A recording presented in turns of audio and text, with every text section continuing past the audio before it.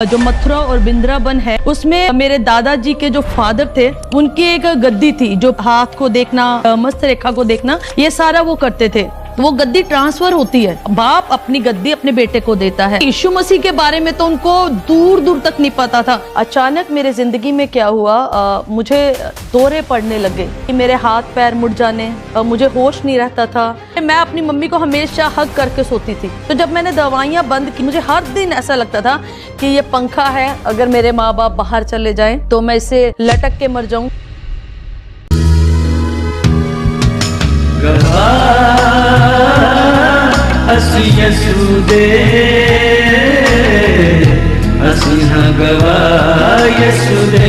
जैमसी की पास्टर जी। जैमसी की जी। पास्टर जी, स्वागत है आपका हमारे प्रोग्राम गवाह यीशुदे में जी। तो पास्टर जी, मैं चाहता हूं कि आप लोगों को थोड़ा अपने बारे में बताएं कि आप कहां के रहने वाले हैं और कितने सालों से आप प्रभु की सेवकाई को कर रहे हैं। मेरा नाम मोनिका डेविड है और हम लोग यहाँ पर सरहंद में पिछले 24 साल से हम यहाँ पर सेवा कर रहे हैं। पास्टर जी, आपने बताया था कि आप पंडित घराने से बिलोंग करते हैं और आपके दादाजी वो पहले इंसान थे आपके घराने में से जिन्होंने प्रभु यीशु मसीह के बारे में जाना। तो मैं चाहता हूं कि आप अपने दादाजी की लाइफ के बारे में थोड़ा बताएं कि उनकी लाइफ में कौन सी ऐसी परेशानी थी जिसकी वजह से वो चर्च में गए और उन्होंने प्रभु यीशु मसीह के बारे में जाना। एक्चुअली मैं जो पीछे मेरा परिवार है वो लुधियाना में रहने वाले हैं हम लोग, और मेरा जन्म भी लुधियाना में ही शहर में हुआ। और हम लोग मेरे 3 भाई और 3 बहनें हैं, जिसमें से मैं सबसे बड़ी हूँ। और मेरे फादर, मेरे मदर हाउसवाइफ थे और मेरे फादर भी थोड़ा बहुत काम करते थे, उनका वैसा प्रॉपर बिजनेस नहीं था। मेरे जो पिताजी हैं उनके जो फादर हैं वो, उनका नाम भगवती प्रसाद था, अभी आज इस दुनिया में वो नहीं है। और परमेश्वर ने मेरे दादाजी को बहुत अद्भुत रीति से चुना और परमेश्वर ने अपने पास बुलाया। एक्चुअली उनका जो बैकग्राउंड है वो मथुरा वृंदावन, जो मथुरा और वृंदावन है, एक शहर है, उसमें मेरे दादाजी के जो फादर थे उनकी एक गद्दी थी, जो पूजा पाठ करते थे, जो हाथ को देखना, मस्त रेखा को देखना, ये सारा वो करते थे। तो मेरे दादाजी उन्हीं के बेटे थे और वो वहाँ पर उनके साथ रहते थे। और उनके जीवन में वो ऐसे ही, वो जब हम बताते थे हमें कि मेरा जीवन कैसा था, तो वो कहते कि मैंने वहीं पे मथुरा वृंदावन में अपना बचपन को बिताया है। और उसके बाद उन्होंने क्या किया, जब उनकी शादी हो गई, शादी होने के बाद वो वहाँ से क्योंकि वो जॉब करने लगे थे और वो जालंधर में आ गए। और जो वो जालंधर में आए वहाँ पर उनकी मैरिज हुई और उनके बच्चे हुए। लेकिन उस दौरान में उनकी बहुत ज़्यादा उनको प्रॉब्लम हुई, जो कि मेरे दादाजी हमें बताते थे कि 15 साल तक मेरी दादी जी बीमार रहते थे। और इतना उनकी लाइफ में प्रॉब्लम था, इतनी परेशानियां थी। जब उनको वो बीमार हुए उस समय उनका पहला बेटा पैदा हुआ था। उसी समय, उसी दौरान में वो बीमार हो गए। मेरे दादाजी बताते थे कि एक औरत थी जो हमारे घर के पास रहती थी, और जब वो आई, जब मेरी दादी जी के बेटा हुआ उसके 1-2 दिन के बाद वो घर पर आई। और जब वो घर पर आई तो उसने कुछ किया।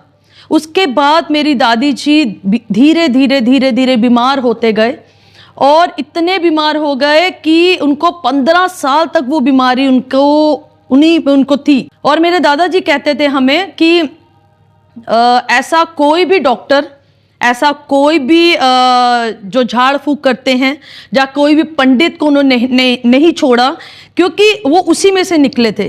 वो उसी में से, उनको पता था कि हस्तरेखा और मस्तरेखा क्या है, वो उनको पता था। लेकिन उन्होंने कोई भी ऐसी जगह नहीं छोड़ी कि जहाँ पर वो जाएं और उनको ये विश्वास हो कि मेरी पत्नी ठीक हो जाएगी। उन्होंने सब जगह, और मेरे दादाजी कहते थे कि वहाँ से जो सामान मिलता था, जब किसी के पास जाते हैं, आज भी हम देखते हैं, अगर किसी के पास भी हम जाते हैं तो वहाँ पे क्या है कि वो कुछ ना कुछ देते हैं, भभूति हो गया या कुछ ना कुछ इवन देते हैं। और वो मेरे दादाजी कहते थे कि 15 साल तक जो सामान था, जो उन्होंने दिया था दादी जी की चंगाई के लिए, इतना सामान था, पूरी पोटली इतनी बड़ी थी। क्योंकि वो एक के पास जाते थे, वो ठीक नहीं होते थे, वो दूसरे के पास, कोई दूसरा ठीक कर देगा, अगर वो नहीं तो तीसरा, तीसरा नहीं तो चौथा, ऐसे करके वो उन्होंने 15 साल अपने बिता दिए। और जब मेरे दादाजी ने 15 साल के बाद उन्होंने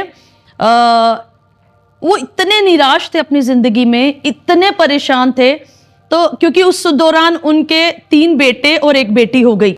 दादी जी फिर भी ठीक नहीं हो पा रहे थे, तो उन्होंने क्या किया, वो परेशान थे अपनी ज़िंदगी के मैं कि मैं क्या करूं, कहाँ जाऊं, क्योंकि यीशु मसीह के बारे में तो उनको दूर दूर तक नहीं पता था।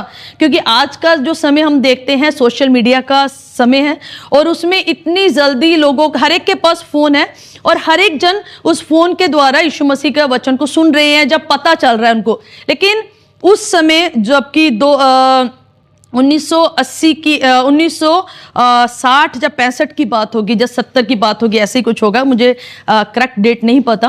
तो उस समय तो वो कहते थे कि मैं कहाँ जाऊँ। मेरे दादाजी हमें बताते, क्योंकि मैं और मेरा छोटा भाई ज़्यादातर दादाजी के साथ ही रहे हैं, तो इस बारे में हमें ज़्यादा पता है। तो वो कहते थे कि मैं एक समय ऐसा आ गया था कि मैं निराश हो गया था कि मैं क्या करूँ ज़िंदगी में, और क्योंकि जो भी वो कमा रहे थे वो सारा इसी में बाबे में जाना, और जो भी इस कहीं जाके उनको दवाई लेके आना, उसी में वो सारा पैसा जा रहा था, लेकिन आराम कोई नहीं था। तो मेरे दादाजी कहते थे कि एक दिन क्या हुआ, जब हम उनको पूछते थे बच्चे कि आपने कैसे प्रभु यीशु मसीह को अपनाया अपने ज़िंदगी में, कैसे प्रभु यीशु मसीह आपके जीवन में आए, और कैसे आपने जाना उन्हें कि वही एकमात्र सच्चा परमेश्वर है। तो उन्होंने बोला कि मेरा एक फ्रेंड था और वो प्रभु को जानता था, और जब वो प्रभु को जानते थे तो मैं एक दिन ऐसे ही निराश होकर सड़क में जा रहा था साइकिल लेकर, और वो दोस्त उन्हें मिला, और वो दोस्त उन्हें कहता है कि क्या हुआ, तुझे इतना परेशान है।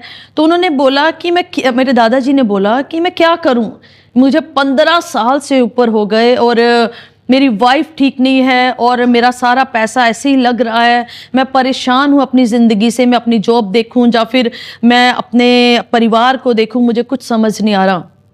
उस भाई ने मेरे दादाजी को बताया, जो कि प्रभु यीशु मसीह को वो जानते थे, उन्होंने बताया कि आप एक काम कीजिए, आप मेरे कहने से एक बार थोड़ी दूर चर्च है यहाँ पर जहाँ पे दादाजी रहते थे, थोड़ी दूर चर्च है, आप वहाँ पर जाइए, और वहाँ पर जाकर आप एक काम कीजिए, आप प्रार्थना कराइए।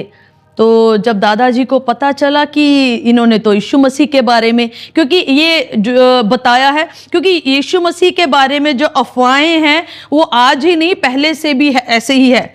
कोई यीशु मसीह को अच्छा नहीं समझता, कोई यीशु मसीह को सोचता है कि ये धर्म परिवर्तन है, ये गलत है, ये ऐसे है। तो कहीं ना कहीं दादाजी को भी पता था कि, क्योंकि लोगों की सुनते थे, उन्होंने बोला ठीक है, उन्होंने अपने दोस्त की बात को माना, सुना, और उन्होंने बोला ठीक है कि मैं ज़रूर जाऊंगा। लेकिन दादाजी के मन में वही हिंदुओं में से निकले और कट्टरपंथी में से निकल कर आए, तो उनके लिए कहना आसान था कि मैं जाऊंगा, मगर वो जा नहीं पाए, क्योंकि उनको वो सारी बातें जो रोकती थी। तो लेकिन कुछ टाइम ऐसे ही निकल गया, वो नहीं गए, और जब वो फिर ऐसे ही मुश्किलें चलती रहीं, ऐसे ही परेशानियां उनके जीवन में चलती रहीं, और उसके बाद कुछ समय के बाद फिर वही दोस्त उनको मिला। कुछ समय के बाद जब उनका दोस्त मिला, उन्होंने बोला क्या हाल है आपका। तो उनको पता तो था, क्योंकि वो भी उसी चर्च में जाते थे, उन्होंने दादाजी को वहाँ तो नहीं देखा था। लेकिन मैंने एक बात देखा है, मसीहत जो लोग हैं वो दूसरों को बड़ा प्यार करते हैं।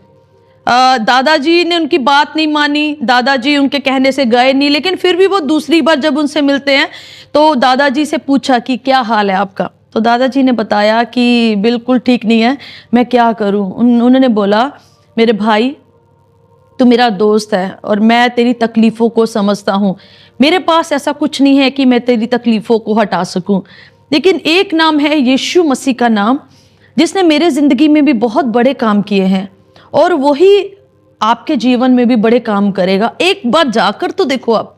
तो जब दादाजी ने उनकी बात को सुना और अपने घर आए, मेरी दादी जी को उन्होंने बताया कि मुझे एक दोस्त मिला है जो कि मुझे कहता है कि तुम चर्च जाओ, क्योंकि दादी जी तो वैसे ही इतने वीक हो गए थे कि वो उठ नहीं पाते थे अपने चारपाई से, क्योंकि बड़ा मुश्किल था। तो फिर दादी जी ने और दादाजी ने एक मन बनाया कि हम जाएंगे, चर्च जाएंगे, एक बार तो हम जाएंगे, चलो जाकर देखते हैं वहाँ पे भी क्या होता है। जब उन्होंने 2 बारी बोला है तो हमें जाना चाहिए। जब आपके दादाजी पहली बार चर्च में गए थे तो उनके साथ क्या हुआ था, आप इसके बारे में बताएं। जब मेरे दादाजी वहाँ पर गए और वहाँ पर जैसे ही मेरे दादाजी और दादी जी फर्स्ट टाइम चर्च में, जहाँ पे कोई मूर्ति नहीं थी, जहाँ पे कोई कुछ नहीं होता, जहाँ तक कि एक क्रूस भी नहीं होती चर्चों में, कई चर्चों में तो एक क्रूस तक का निशान तक भी नहीं होता।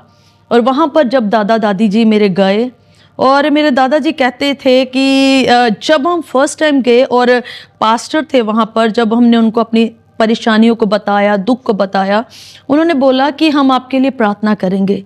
और फर्स्ट टाइम जब मेरे दादी जी के ऊपर उन्होंने अपना हाथ रख के प्रार्थना किया तो मेरे दादाजी कहते हैं कि उसमें से कई दुष्ट आत्माएं निकली, जबकि मेरे दादाजी को पता ही नहीं था कि उनके अंदर दुष्ट आत्माएं हैं। वो 15 साल लोगों के पास भटक रहे थे, बाबों के पास, सियानों के पास वो भटक रहे थे, लेकिन वो खुद भी नहीं कर पाए और कोई भी नहीं कर पाया।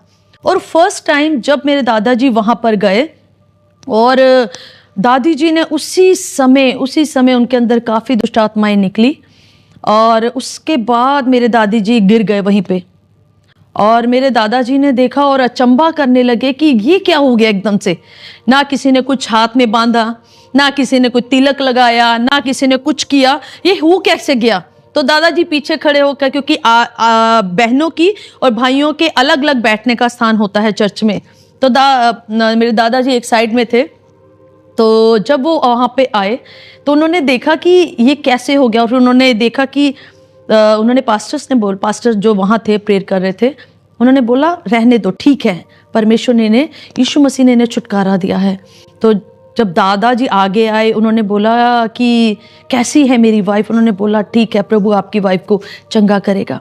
और उसके बाद दादाजी के मन में एकदम से वहीं पे विश्वास अंदर आया, क्योंकि उससे पहले यीशु मसीह को जानते नहीं तो विश्वास कहाँ से आएगा। उन्होंने पहली बार कुछ ऐसा देखा था, पहली बार जैसे चमत्कार कुछ होता है, उन्होंने पहली बार ऐसा कुछ देखा कि एकदम से चमत्कार कुछ हुआ। तो दादाजी जब वहाँ पे थे और पास्टर सबके लिए प्रार्थना कर रहे थे, तो दादाजी हमें बताते थे कि मेरे बचपन से मेरे कान बहते थे और उनके कानों का इलाज चलता था। कितनी उनकी एज होगी तब वो जब चर्च में गए तब तक उनके कान बहते थे, बस अंदर से मवाद सा निकलता था। तो जब उन्होंने दादी जी को देखा चंगा होते हुए तो उन्होंने पास्टर को बोला, पास्टर जी प्लीज मेरे लिए प्रार्थना कीजिए। तो कह रहे दादाजी बोलते मैंने उनको बोला भी नहीं कि आप मेरे लिए, मेरे कान बहते हैं, कितने समय से, बचपन से वो कहते थे।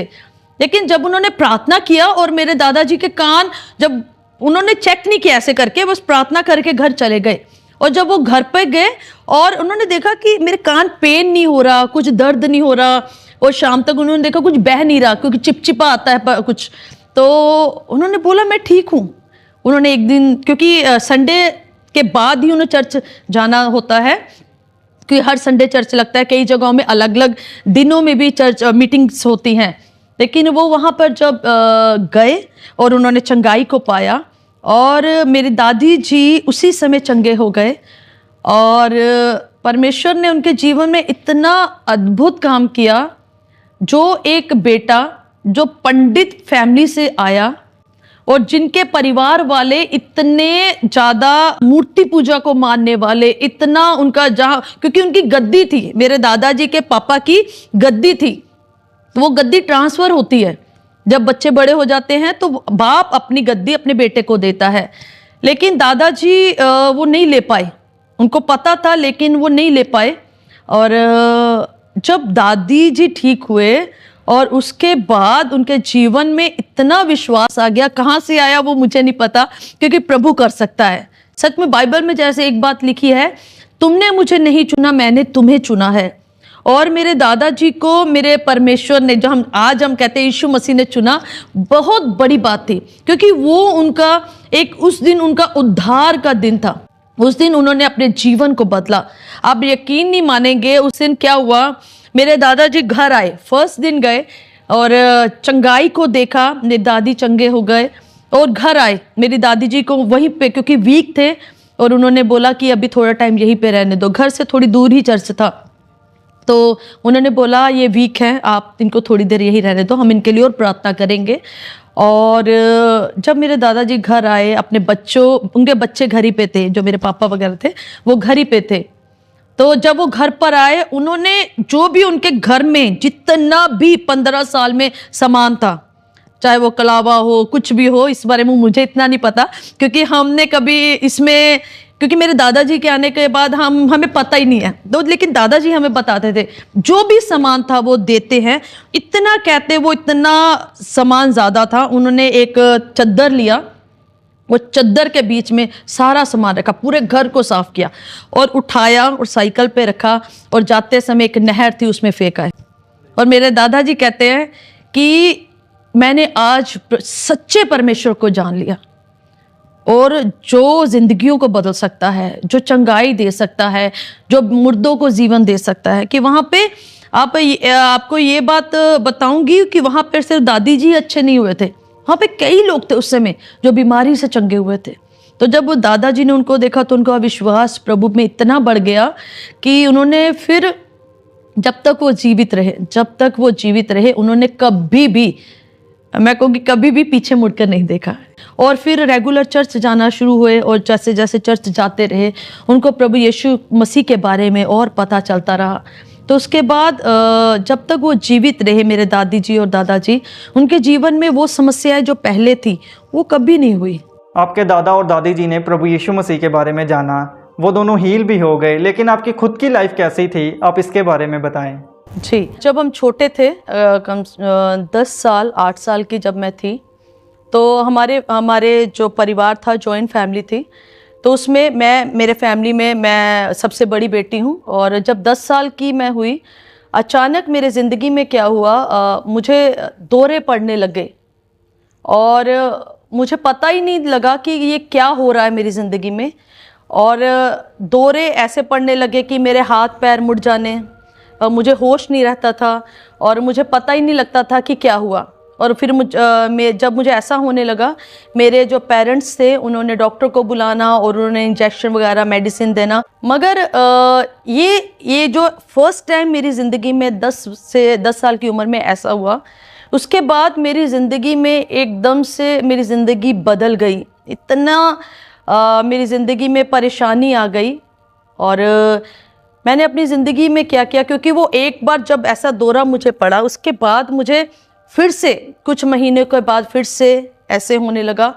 और जिसकी वजह से क्या हुआ, मैं अपनी ज़िंदगी में इतनी मायूस और परेशान हो गई, क्योंकि मुझे हर समय ऐसा लगता था कि मुझे अब कुछ हो जाएगा, मुझे अब कुछ हो जाएगा, मुझे अब कुछ हो जाएगा। ऐसे करके मेरी ज़िंदगी में, मेरी लाइफ में ऐसा होने लगा, और मैं हर दिन डिप्रेशन में रहने लगी। और जब मुझे ऐसे दौरे पड़ने लगे, मेरे दादाजी भी थे हमारे साथी, वो मुझे दवाई एक डॉक्टर के पास लेकर गए, और उन्होंने मुझे दवाई दिया, और उन्होंने बोला कि ये जो दवाई है आपको 3 साल रेगुलर खानी पड़ेगी। एक इतनी सी वाइट कलर की गोली होती थी, आपको रेगुलर खानी पड़ेगी। और मुझे दवाई खानी पड़ी क्योंकि मुझे वो प्रॉब्लम थी। जब आप वो मेडिसिन लेते थे तो उसका कोई आपको साइड इफ़ेक्ट होता था? मैं आपको बताऊं, उस मेडिसिन ने मेरी ज़िंदगी में, मेरी लाइफ में, मेरी बॉडी में और ज़्यादा प्रॉब्लम कर दिया। क्योंकि वो जो मेडिसिन खाते थे, एक गोली सुबह एक गोली शाम को खाना,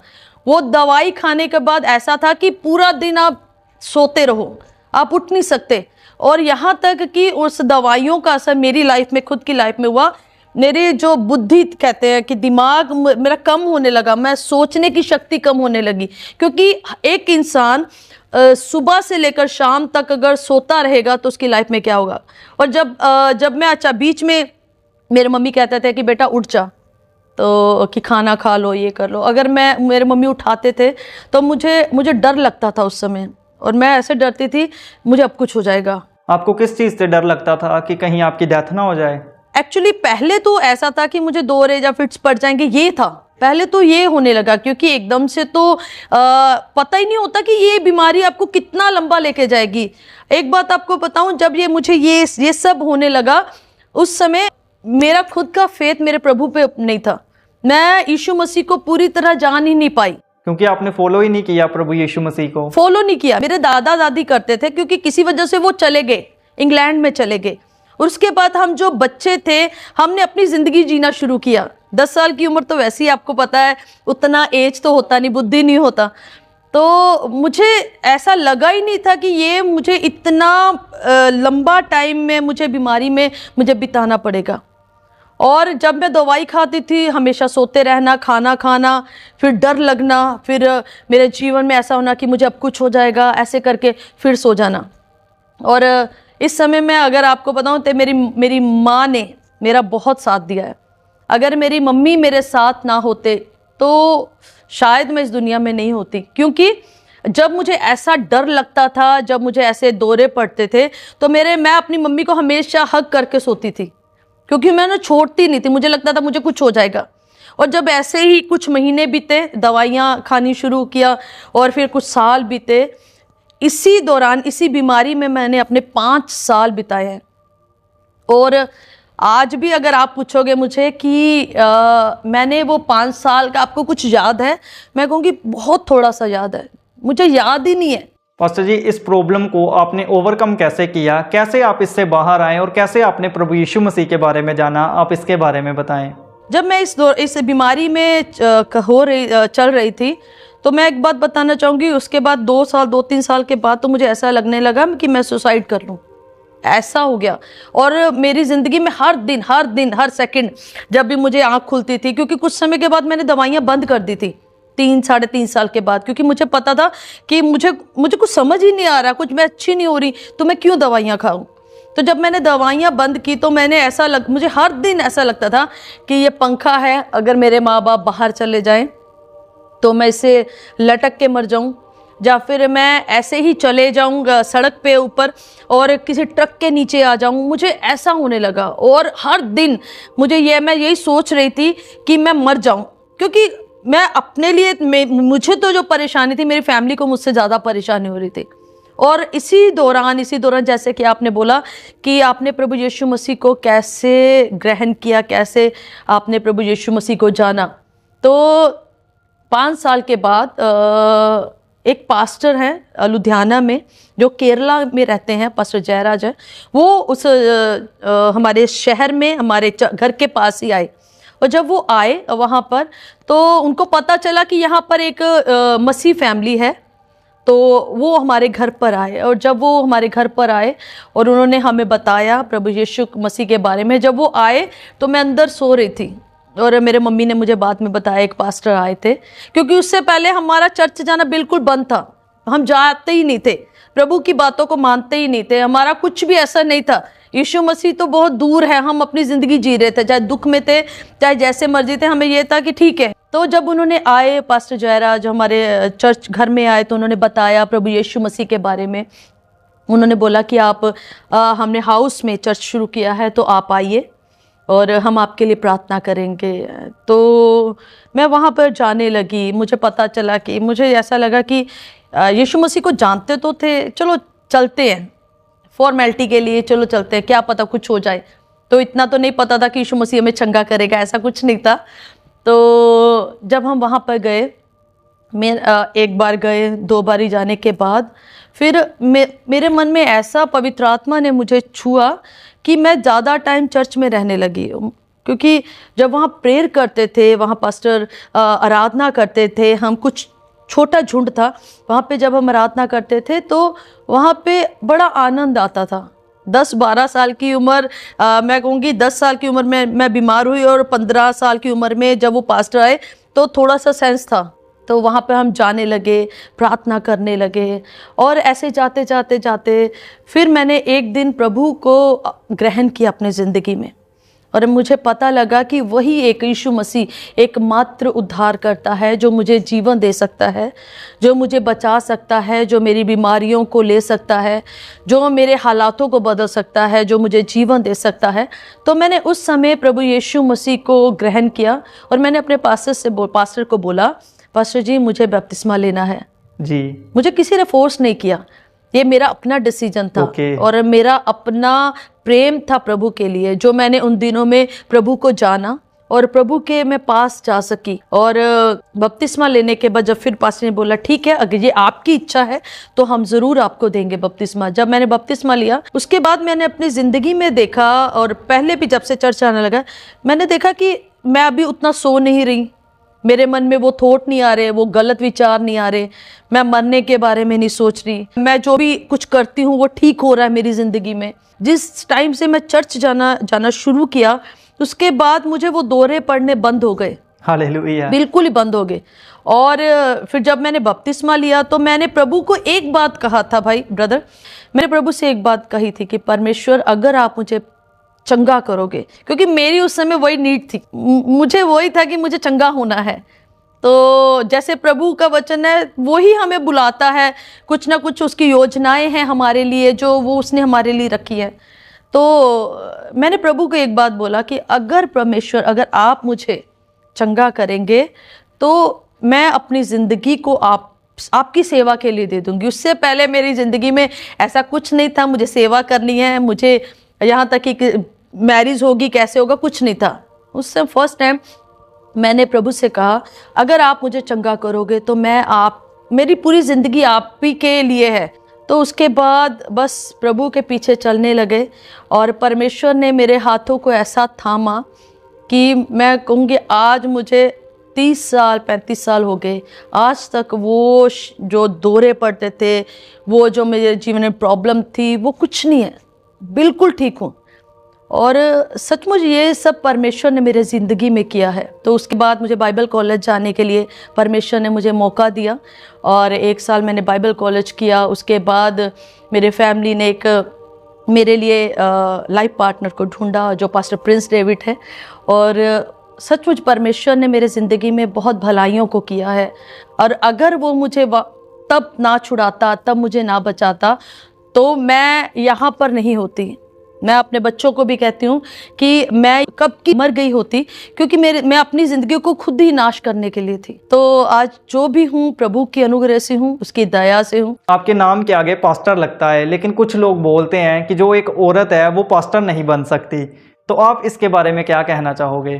देखिए, एक बात कहना चाहूँगी, परमेश्वर ने आदमी और औरत को परमेश्वर ने बनाया है।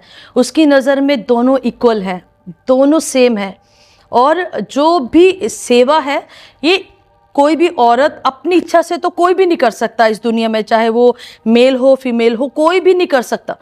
ये बुलाहट जो है, जो सेवा है, ये परमेश्वर की ओर से ही हमें दी जाती है। और मैं ये कहना चाहूँगी, अगर हमें परमेश्वर ने बुलाया है अपनी सेवा के लिए तो हमें करना है सेवा, चाहे यहाँ पे समाज कुछ भी कहे, चाहे कोई भी कुछ भी कहे। हमें परमेश्वर ने बुलाया तो हम पीछे क्यों हटे? जब परमेश्वर आदमी और औरत के बीच में अंतर नहीं रखता तो लोग तो रखते हैं, लेकिन हमें उनकी परवाह नहीं करनी चाहिए। रूत को परमेश्वर ने इस्तेमाल किया, एस्तर को परमेश्वर ने इस्तेमाल किया। बाइबल भरी पड़ी है औरतों के विषय में जिनको परमेश्वर ने इतना इस्तेमाल किया। तो आज भी हम देखें, बहुत सी औरतें आज सेवा कर रही हैं, परमेश्वर के दास के साथ मिलकर सेवा कर रही हैं। तो परमेश्वर की अनुग्रह है, उसकी बुलाहट है, करना चाहिए हम लोगों को। पास्टर जी, जो लड़कियां अपनी लाइफ में प्रभु यीशु मसीह की महिमा के लिए कुछ करना चाहती हैं, जो पास्टर बनना चाहती हैं, वर्शिप के द्वारा प्रभु की महिमा करना चाहती हैं, आप उनको क्या एडवाइस देना चाहोगे? अगर कोई भी आज आपको लगता है कि मुझे परमेश्वर की सेवा करनी चाहिए, तो हम बुरा काम नहीं कर रहे, हम परमेश्वर की सेवा कर रहे। लोगों को बचाना एक अच्छी बात है, प्रभु की सेवा है। आप प्रार्थना करें अपने लिए और अपने जीवन को प्रभु के हाथ सौंपे, सही समय पर वो आपको उठाएगा और अपनी सेवा में लेके आएगा। पास्टर जी, जो लोग लाइफ में बीमारी की वजह से परेशान हैं, जिनके माइंड में सुसाइड के थॉट आ रहे हैं, जो लाइफ में टूट चुके हैं, आप ऐसे लोगों को क्या मैसेज देना चाहोगे? मैं उनको यही बताना चाहूँगी कि अगर आप प्रभु को नहीं जान पाए आज तक, तो आप प्रभु को जाने। यीशु मसीह एकमात्र ऐसा परमेश्वर है जो आपको चंगा कर सकता है, आपको जीवन दे सकता है, और आपके जीवन में जो आज मरी हुई अवस्था है उससे वो आपको उठा सकता है। और अगर आप ऐसा सोच रहे हैं कुछ मरने के लिए, तो आप प्रभु यीशु मसीह को एक बार अपना जीवन देकर देखें, वो आपको नया बना देगा, वो आपको लंबी उम्र देगा, वो आपको आशीषित करेगा। जैसे आपने मेरी गवाही के द्वारा सुना है कि परमेश्वर ने मुझे कैसे लेकर आया और आज इतने साल तक परमेश्वर ने मुझे संभाला है। तो मैं कहना चाहूँगी आप सभी ने आज जो मेरी गवाही को सुना है, मैं सचमुच परमेश्वर ने मेरी ज़िंदगी में बड़े काम किए हैं, हमारे परिवार में बड़े काम किए हैं।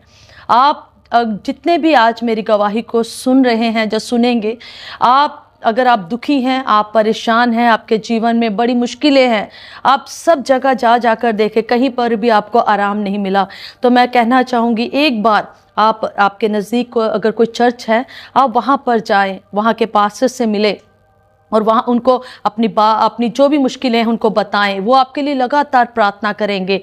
और जब आप यीशु मसीह के पास आएंगे तो वो यीशु मसीह एकमात्र परमेश्वर यीशु मसीह ऐसा है जो वही आपके जीवन को बदल सकता है, वही आपको बचा सकता है और वही आपके जीवन में बड़ी आशीषों को देने वाला परमेश्वर है। अगर आप सुसाइड के बारे में सोच रहे हैं तो यीशु मसीह के पास आए और वो आपकी ये सब विचारों को बदल देगा। अगर बीमार हैं तो आप यीशु मसीह के पास आए, वो आपकी बीमारी को चंगा करने की सामर्थ्य रखता है, क्योंकि हमने देखा है यीशु मसीह के अलावा कोई भी दुनिया में नहीं है पूरे ब्रह्मांड में जो हमें जीवन दे सके।